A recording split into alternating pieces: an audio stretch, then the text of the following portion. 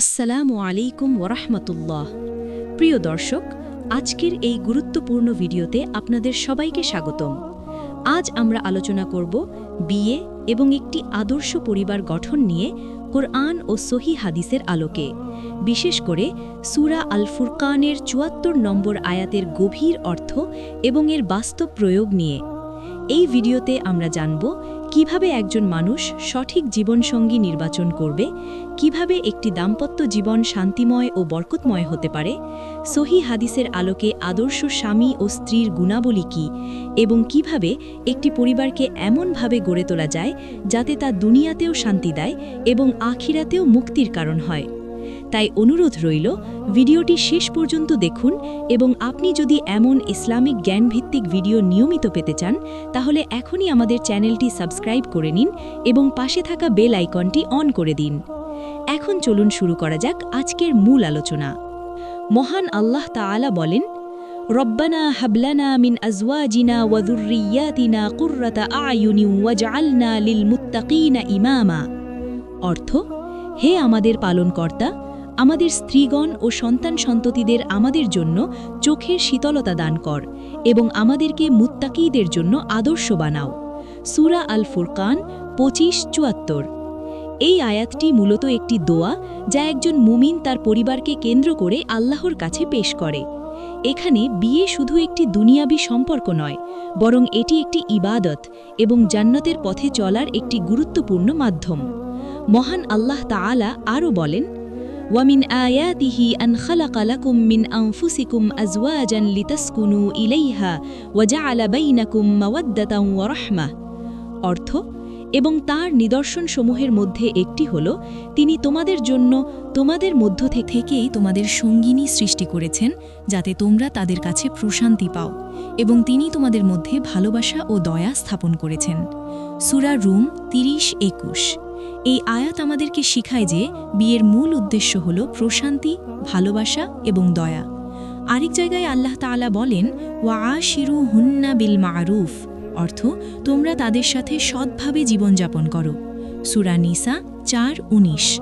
অর্থাৎ স্বামী স্ত্রীর সম্পর্ক হবে সম্মান, ভালোবাসা ও সহানুভূতির ওপর প্রতিষ্ঠিত।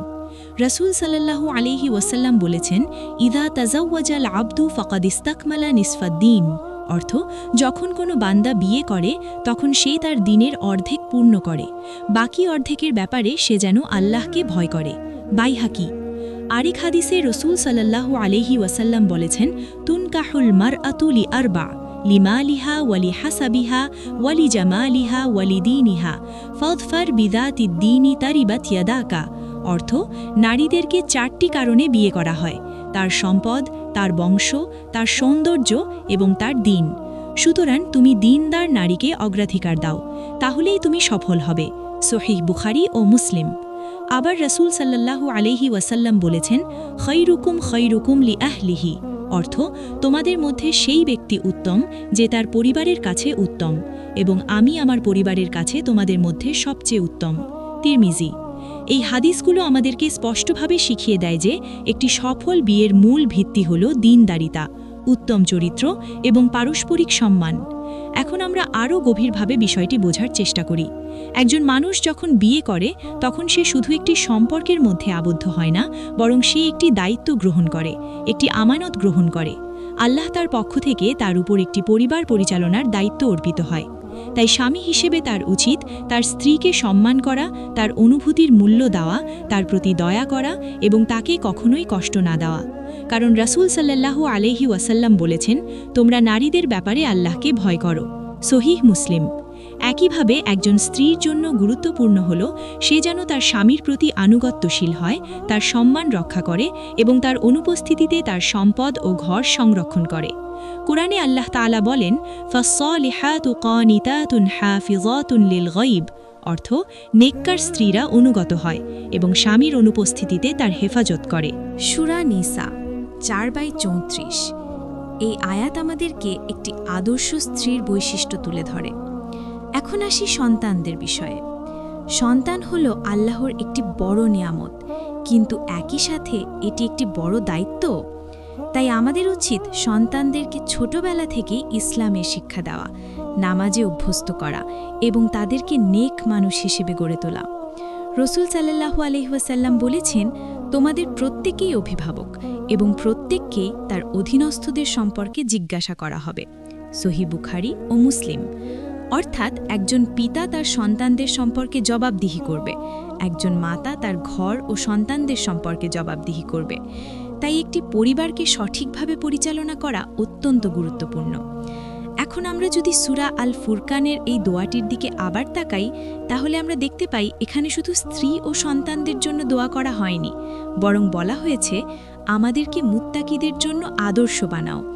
অর্থাৎ একটি পরিবার এমন হওয়া উচিত যা অন্যদের জন্য অনুকরণীয় হয়।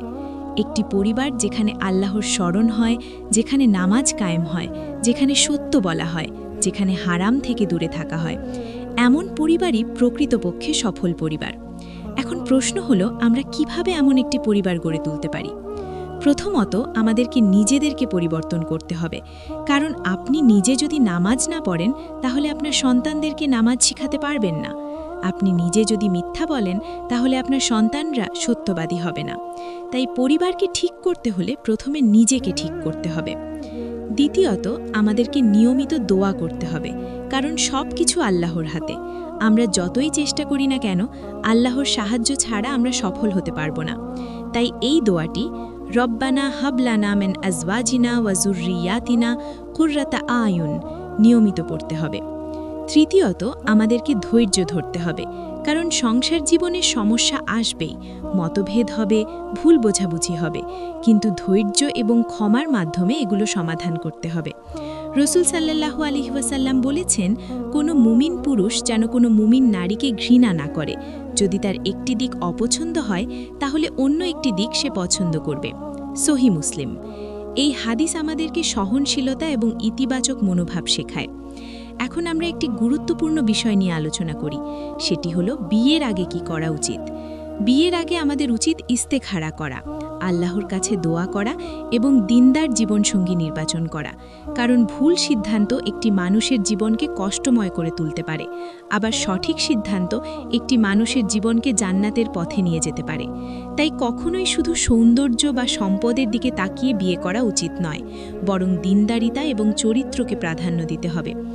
শেষ পর্যায়ে আমরা বলতে পারি, একটি সফল বিয়ে হলো সেই বিয়ে যেখানে স্বামী স্ত্রী একে অপরকে ভালোবাসে, সম্মান করে এবং আল্লাহর পথে চলতে সাহায্য করে, যেখানে সন্তানরা নেক হয় এবং পরিবারটি অন্যদের জন্য একটি আদর্শ হয়ে ওঠে।